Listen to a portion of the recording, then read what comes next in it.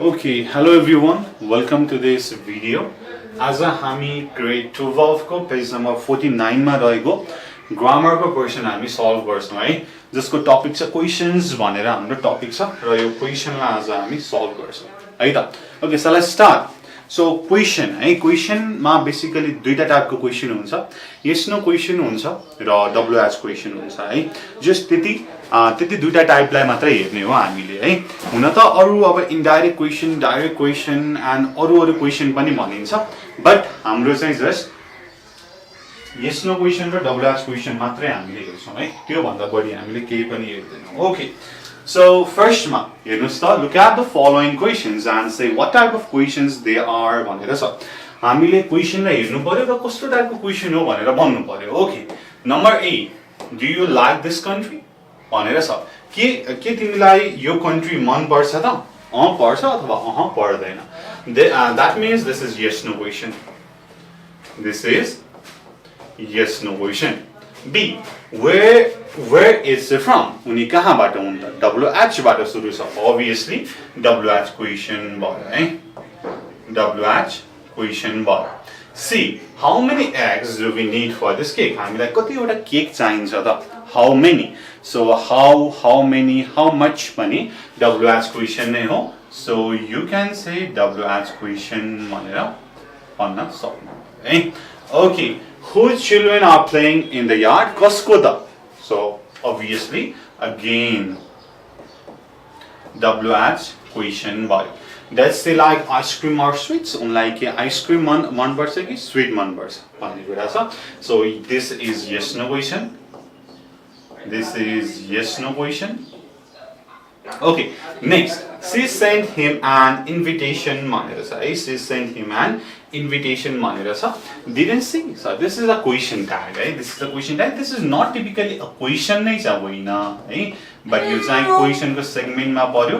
This is a question tag, यो के त question tag हो भन्ने कुरा भयो है। Okay, could you tell me if the doctor is available? के तपाई मलाई भन्न सक्नुहुन्छ डाक्टर अवेलेबल हुनुहुन्छ त? हुनुहुन्छ अथवा हुनुहुन्न? yes or no? This is yes no question. This is yes no question. Do you know how tall they are? के तिमीलाई थाहा छ उनीहरु कतिको टल छन् त?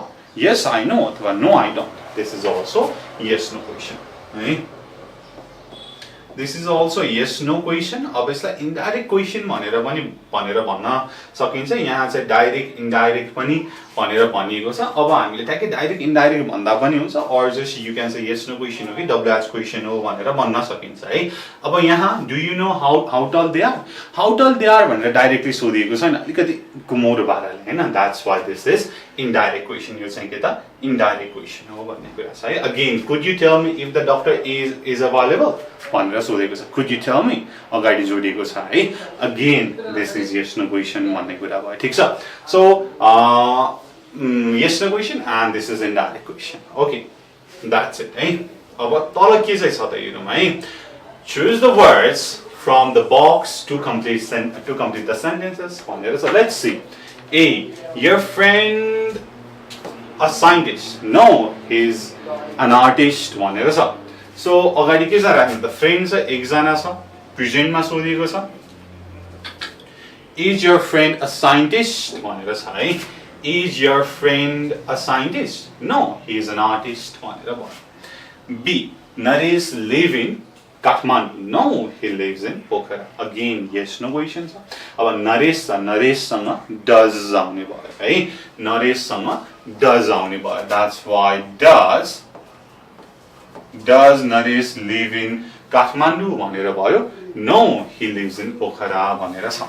C, when you get home? I got home yesterday. Yesterday भनेपछि के भन्छ त? पास्ट मा छ, राइट। अब हाम्रो माथिबाट अप्सन चुज गर्नु पर्यो, पास्ट मा क्वेशन बनाउनु पर्यो। When did you get home? When did you get home भनेर भयो। Next, D, what time did you get up? I get up at 6 भनेर छ है। सो यतापट्टि हेर्नुस्, प्रेजेन्ट टेन्समा सोधेको छ, obviously you छ भनेपछि do भनेर हुने भयो। What time do you get up? What time do you get up भयो? I get up at 6 भनेर भयो है। I get up at 6. इनमा the children go to the park. This is park. यहाँ part भएछ. Okay, park. Yes, they went there after school. Yes भनेर छ. This is yes no question. अब यहाँ went भनेर छ. भनेपछि past मा छ. Obviously did. है yes no question हो. Did the children go to the park? Yes, they went there after school. F. Are you going to school? Are you going to school? No, I'm going home. Are you? So यहाँ option मा you पनि छ. Are you going to school?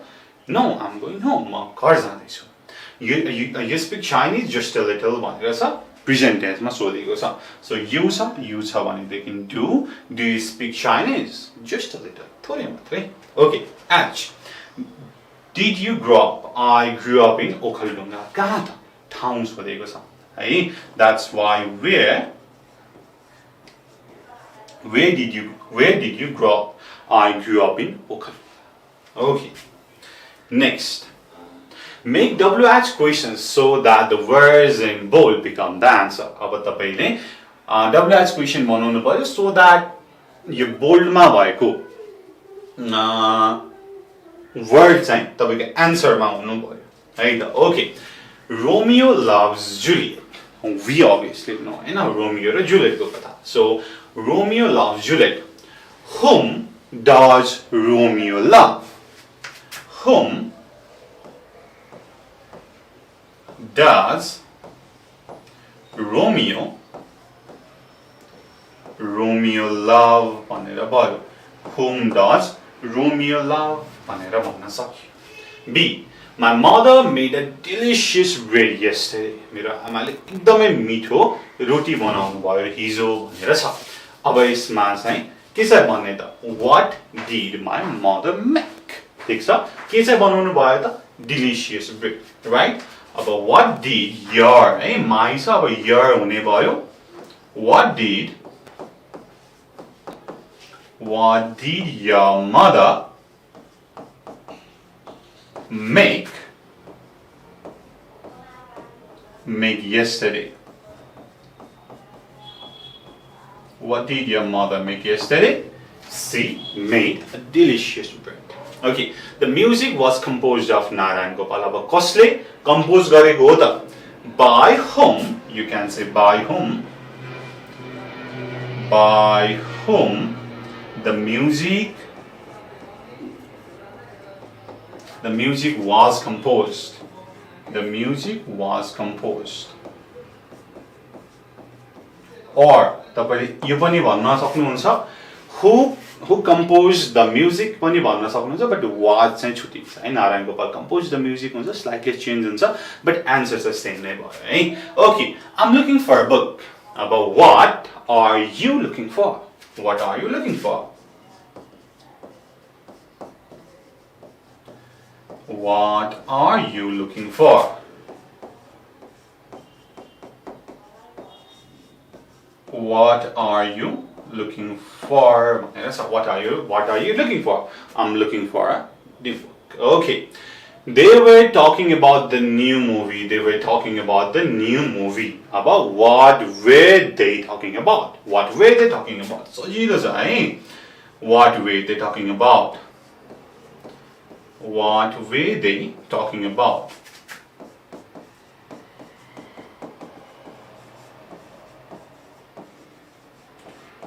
Okay, what were they talking about? She got the idea from a story. Only कहाँबाट idea पाइन्छ? From भनेर छ. Where did she get the idea from? Where did she get the idea from? Where did she get the idea from भनेर भयो. She always goes to school on foot. उनी कसरी जान्छन् त? How भनेर भन्नु पर्यो है. So how does she go to school? How does she go to school?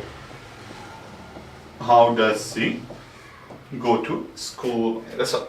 Okay, she sometimes goes to the cinema. अब यहाँ how often राख्नु पर्यो है how often यसलाई प्रोनाउन्स गर्दाखेरि है often भनेर भन्नु भए पनि हुन्छ often भनेर भन्नु भए पनि हुन्छ है both pronunciation are acceptable how often does she go how often does she go to the cinema does she go to the cinema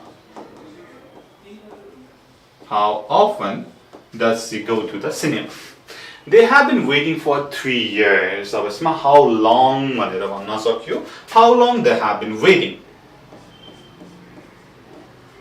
how long they have been waiting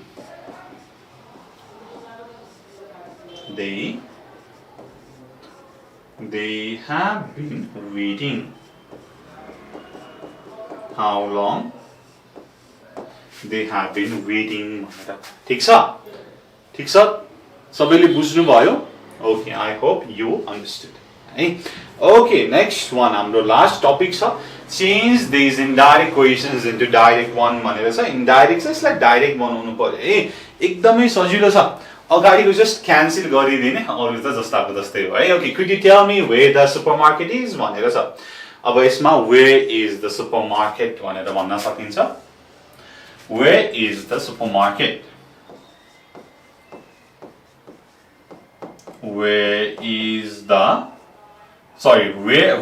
market street sorry my bad where is the market street where is the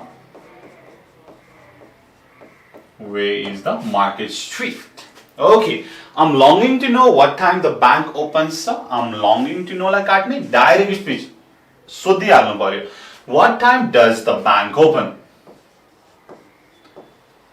what time does the bank open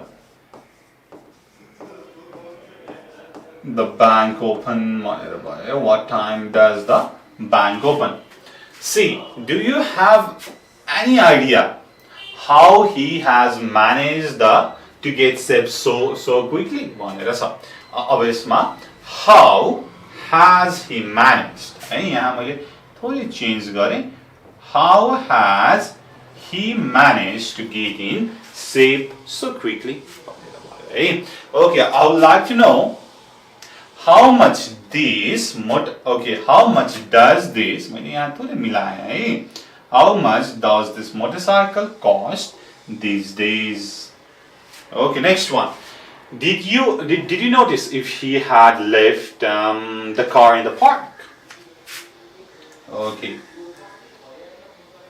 did okay मैले यसलाई यता लेखेँ did he left the car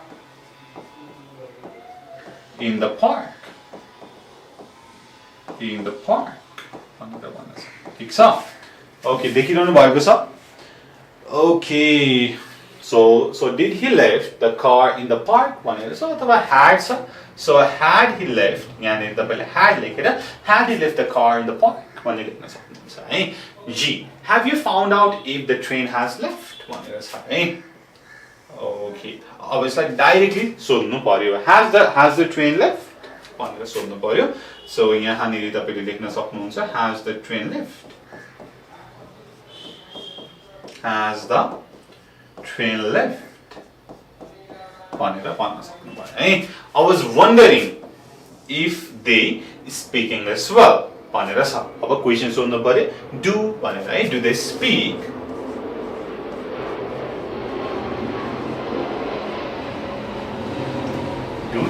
English well do they speak English well भनेर छ यसरी हामीले गर्न सक्यौं would you tell us how we can get to the post office from here भनेर छ okay so it's like just directly लेख्ने how can we लेख्ने अरु जस्ताको जस्तै है how can we get to the post office from here it's really simple and easy do you remember if I locked the front door did I lock the front door it's like लेख्न सक्नुहुन्छ did I lock the front door? Did I lock the front door?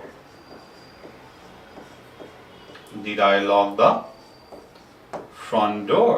भनेर भन्न सक्नुहुन्छ है ल okay तपाईले यसरी गर्न सक्नुहुन्छ अब यसमा खासै केही गाह्रो छैन है यो चाहिँ इनडाइरेक्ट क्वेशन छ अगाडिको कुरालाई हैन मलाई चाहिँ जान्न मन लागिरहेको छ तिमीलाई थाहा छ मलाई like could you tell me यसलाई हामीले हटाउँछौं and just we ask directly yes no question double ask question directly सोध्छौं है र माथि हामीले सेन्टेन्स लाई क्वेशन मा चेन्ज गर्यो ट्रान्सफर्मेसन अफ सेन्टेन्स जसलाई भनिन्छ र नेक्स्ट वान हामीले जस्ट सिम्पली यो कुराहरु राख्यौं है त ओके यति कुरा छ अब क्वेशन हामीलाई क्लास 12 को एक्जाम रि एक्जाम सबैमा सोध्छ दैट्स व्हाई तपाईले राम्रोसँग हेर्नु होला है त सो यहाँ छ हाम्रो number so this is our number